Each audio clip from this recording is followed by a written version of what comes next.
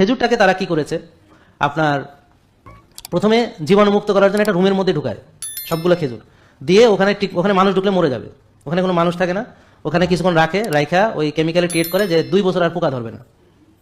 এটা আমাকে যারা খেজুর ব্যবসা করে ওরাই বলেছে, স্যার আমরা একবার অর্গানিক খেজুর বাংলাদেশে পাঠালাম, মানুষের এটা পছন্দ হয়নি।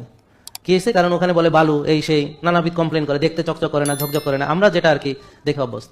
তো পরে আমরা কি করবো, বাধ্য হয়েছি। তো ওখানে কোম্পানি দিয়ে দিয়েছে, ওরা কি করে প্রথমে এটা, এরপরে ব্রাশিং বা পলিশিং করে, ওই যে ময়লা উঠানোর জন্য বা চকচকা করার জন্য, এরপরে একটা মেশিনের মধ্যে ঢুকায়, ওখানে ব্রাশিং করে ওই ফাইবার টাইবার গুলা উঠে যায়।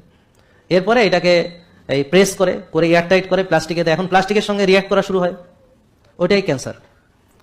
আমি দুটো খেজুরের পার্থক্য বলেছি, একটা খেজুর হচ্ছে প্রসেসড খেজুর, আর একটা হলো প্রাকৃতিক খেজুর, অন্তত কম মডিফাইড, যেটা অত চকচক করে না, একটু শুকনা ধরনের, যেটা দেখলে বোঝা যায় না একটা খেজুর দুটো। আর একটা হচ্ছে প্যাকেটের ভিতরে চ্যাপ্টা, আর এর ভিতরে আরেকটা আছে মধু দিয়ে করে তারা ওই প্যাকেটের মধ্যে, ওটা খেলে ডায়াবেটিস রোগী ধাম করে সুগার বেড়ে যাবে। একে তো খেজুর আছে, সাথে আছে মধু।